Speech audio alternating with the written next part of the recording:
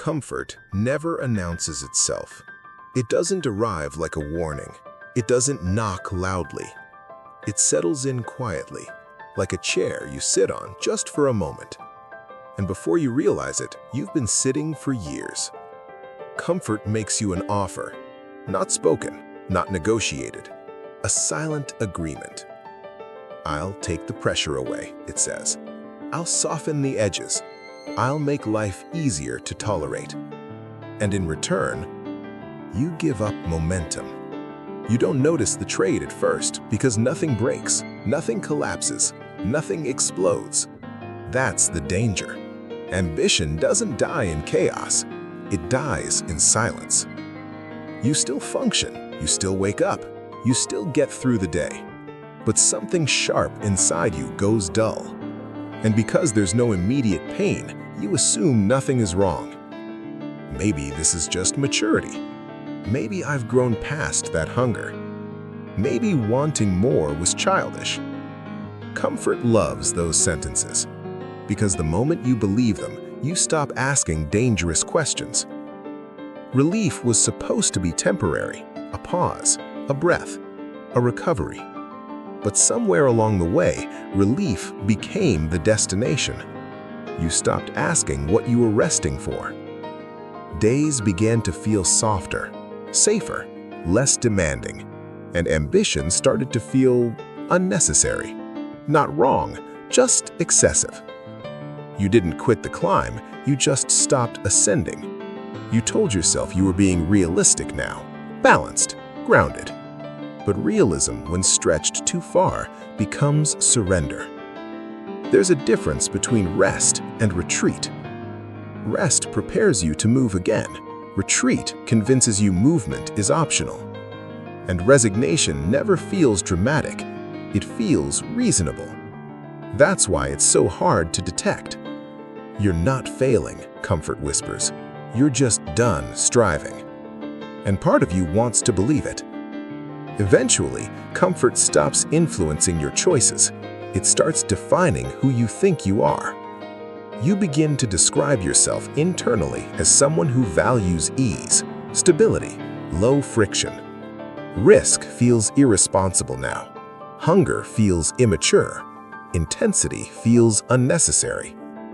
You don't say you gave up, you say you evolved. But this new identity has a condition. It can only survive if nothing challenges it. That's why discomfort feels offensive. That's why ambition feels foreign. Anything that disturbs your equilibrium feels like a threat to who you are now. So you avoid it, not consciously, instinctively. Comfort didn't remove your potential. It convinced you it no longer belongs to you. And once belief shifts, behavior follows without resistance. Safety feels virtuous, responsible, adult. But psychologically, it functions like a cage with padded walls. Nothing hurts you inside it, but nothing sharpens you either. Your nervous system adapts to predictability. Uncertainty starts to feel dangerous. Effort starts to feel unnecessary. You stop testing your limits because limits now feel fixed.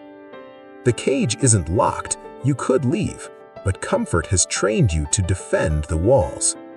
You start protecting the very structure that restrains you. And the longer you stay, the harder it becomes to remember something important. You didn't always want protection.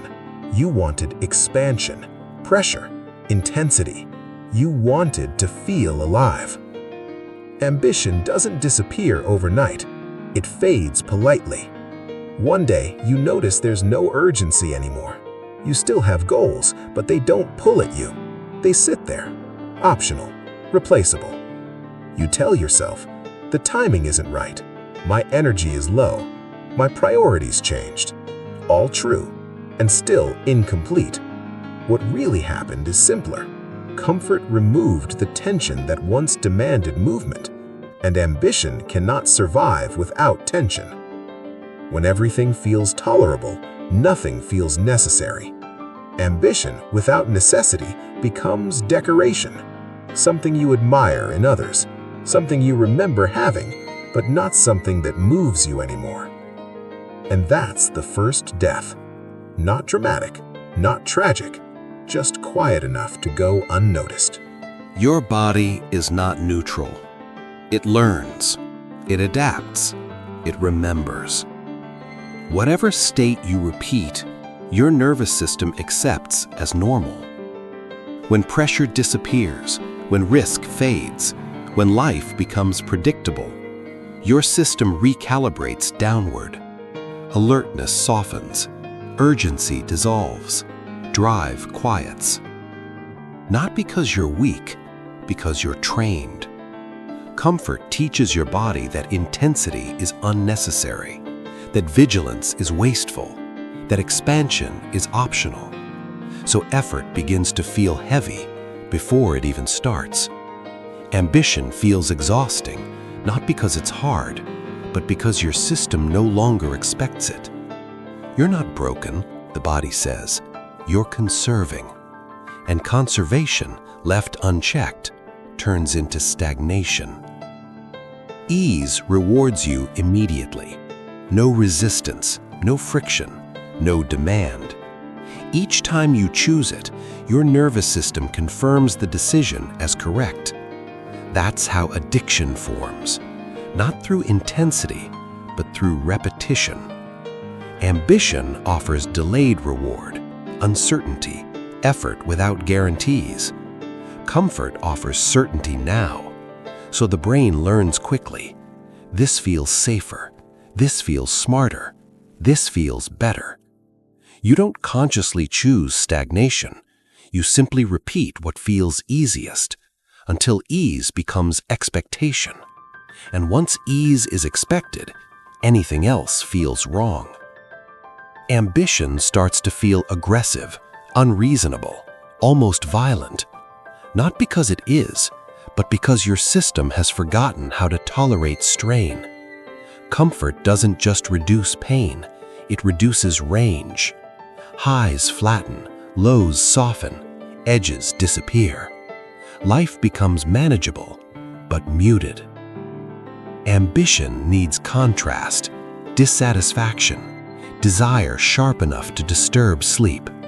When everything feels acceptable, nothing feels urgent. You mistake numbness for peace, sedation for calm. I'm stable now, you tell yourself. But stability without intensity is emotional flatlining. You're not depressed, you're understimulated. And ambition cannot survive sedation. It needs friction, heat, pressure. Remove those, and it doesn't scream, it goes quiet. Predictability feels efficient, controlled, responsible. Tomorrow looks like today. Today looks like yesterday. Nothing surprises you anymore. And psychologically, anticipation dies. Without anticipation, motivation collapses. Your mind stops scanning for opportunity because nothing new is coming. Why prepare? Why push? Why sharpen?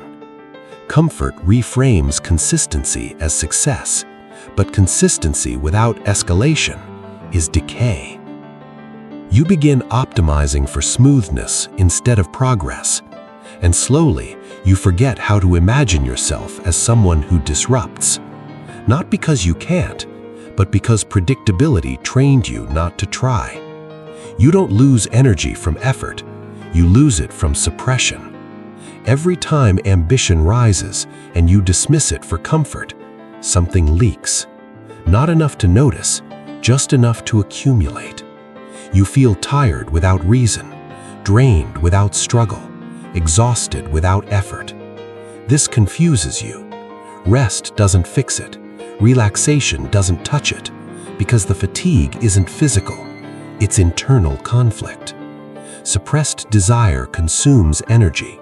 It asks for movement and gets denied, again and again. Comfort feels restful, but it quietly exhausts you by forcing your deeper drives to remain inactive.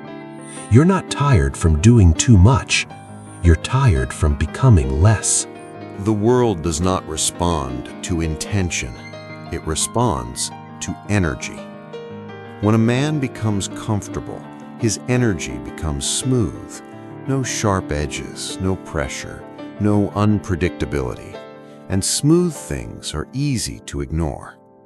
Predictability makes you reliable, agreeable, safe, but it also makes you invisible. People don't push against you because there's nothing to push against. You become easy to place, easy to categorize, easy to overlook. Not because you failed, because comfort sanded you down. Ambition disrupts expectations. Comfort preserves them, and the world remembers disruption. Comfort makes other people comfortable around you. You don't challenge, you don't disturb, you don't demand, you fit. This earns approval, quiet approval, polite approval, the kind that never elevates you, but never rejects you either. Ambition threatens social equilibrium. It introduces comparison, tension, unease, so comfort feels safer. I'm just being easygoing. I don't want problems. I don't need attention. But approval is not respect, and safety is not power. Over time, you optimize for acceptance instead of expansion, and somehow you feel unseen even when surrounded. Authority is not granted, it's felt. It comes from internal pressure, clarity, direction. Comfort erodes all three. When you avoid discomfort, your decisions soften, your posture relaxes, your voice loses weight. Not because you're weak, because nothing inside you is pushing forward. People sense this instantly. They don't analyze it, they feel it. And slowly, they stop looking to you. You still speak, but fewer people listen. You still exist, but with less gravity. This is not cruelty, it's psychological physics. Comfort teaches you to hide your hunger. Wanting more creates friction. It invites resistance, judgment, comparison. So you learn to soften your desire. You present yourself as content, balanced, low maintenance. This camouflage protects you from conflict, but it also hides your capacity. Over time, the performance becomes identity. You forget you're hiding. You stop expressing ambition, not because you lack it, but because you've learned it disrupts harmony. And harmony without progress turns into stagnation. What you suppress doesn't disappear, it ferments. The most dangerous moment is not failure, it's when no one expects more from you. Expectation creates pressure. Pressure creates growth. Comfort removes both. When the world stops demanding, you stop sharpening. You tell yourself this is freedom, and in a way, it is, but it's also erosion. Without resistance, your internal standards weaken. You begin meeting the room instead of exceeding it. Nothing forces you forward anymore. And potential without resistance does not explode. It decays, quietly, politely, until one day you realize nothing is asking you to rise, and neither are you. Balance sounds intelligent, measured, mature, controlled. It feels like the opposite of chaos. But balance, when misunderstood, becomes a disguise, a justification, a way to stop moving without admitting that you've stopped. Balance was never meant to be a destination. It was meant to stabilize motion. Yet comfort reframes it as an ideal state. Nothing too intense, nothing extreme, just keep things even. And slowly, even becomes empty. Balance removes tension, and tension is uncomfortable, but tension is also what creates direction. Ambition is inherently unbalanced. It pulls, it leans forward, it disrupts symmetry. That's why balance feels safer.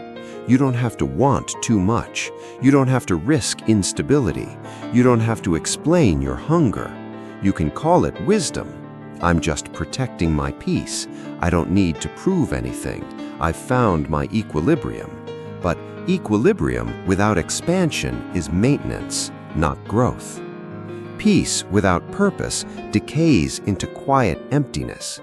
You feel calm but unfocused, rested but uninspired. Nothing hurts enough to change, nothing excites enough to chase. This is the danger zone, where life feels acceptable but never compelling. Comfort loves this state because nothing challenges it, and ambition suffocates here because nothing demands it. Balance also softens standards, not all at once, gradually. You accept outcomes you once rejected. You tolerate routines you once questioned. You tell yourself you're flexible now, but flexibility without direction bends downward. Standards require friction to survive. When life stops pushing back, your internal expectations loosen. You don't fall, you settle. Calm becomes sacred. Anything that disturbs it feels threatening. Excitement feels reckless. Frustration feels unnecessary. Desire feels immature. So you suppress intensity in the name of stability. But calm, when protected too fiercely, becomes a ceiling, not a foundation.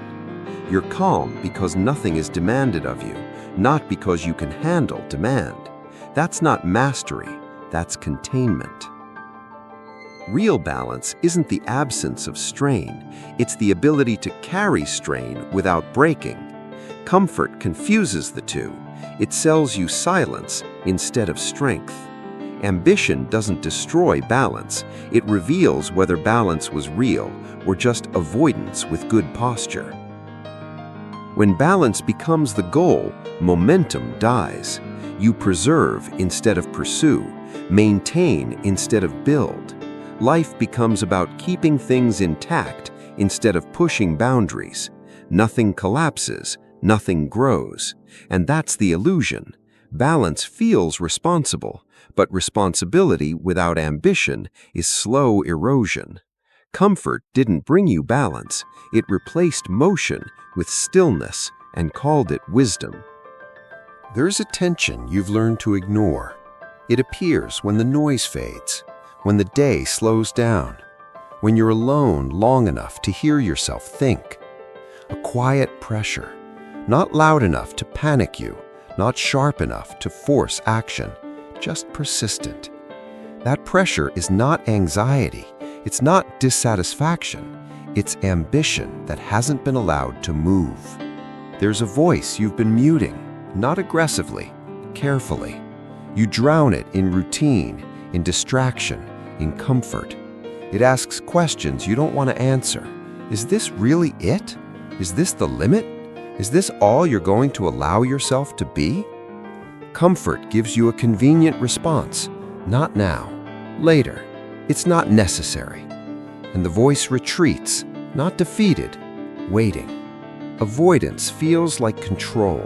It feels composed, regulated, intelligent. You tell yourself you're choosing peace over chaos.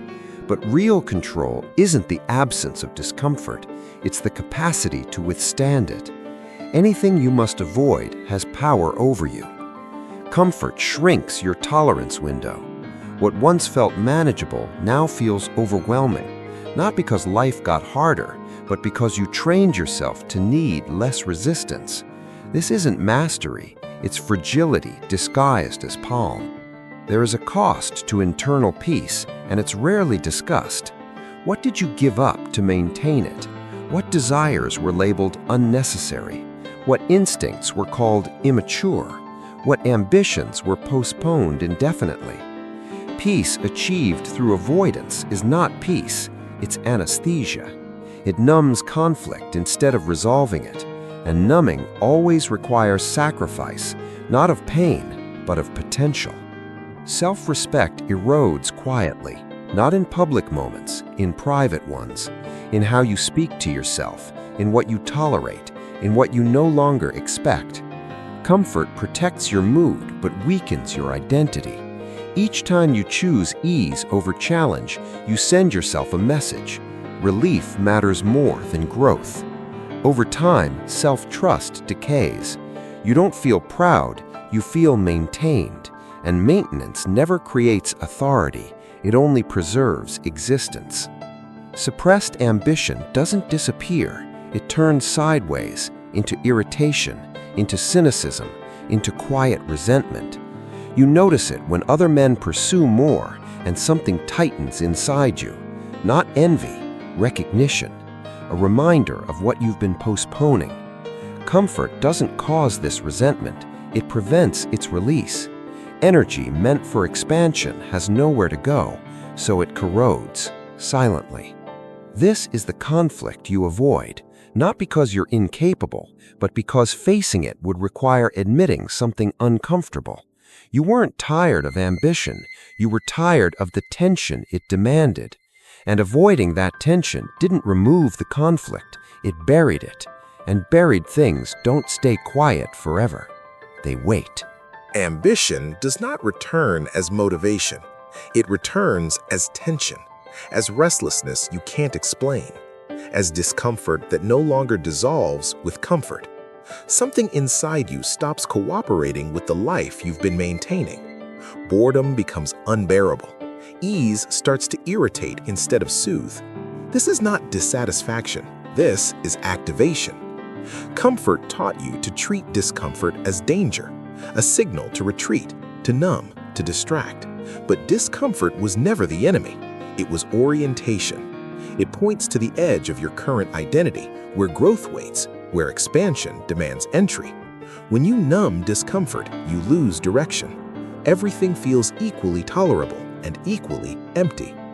Reawakening ambition begins when discomfort stops meaning threat and starts meaning information. There is a difference between chaos and voluntary tension. Chaos overwhelms. Voluntary tension sharpens. Comfort eliminates both. Ambition requires the second.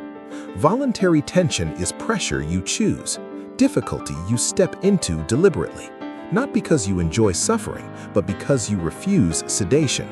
This is how control returns. You're no longer reacting to life, you're engaging it. Tension stops being something that happens to you and becomes something you apply. And the moment tension becomes chosen, fear loses authority. Pressure reveals identity. Comfort blurs it. When nothing is required of you, you don't know who you are. Pressure forces decision. Decision reveals values. Under strain, forgotten traits resurface. Discipline, precision, aggression without chaos. Comfort convinced you these traits were gone. They weren't gone. They were dormant. Pressure doesn't create strength, it exposes it. And once exposed, ambition finally has something solid to attach itself to again. Drive doesn't return explosively. It returns quietly, as intolerance for stagnation, as refusal to remain unchanged. You notice it when distractions stop working, when rest no longer feels earned, when neutrality feels insulting. This is not instability, it's alignment correcting itself.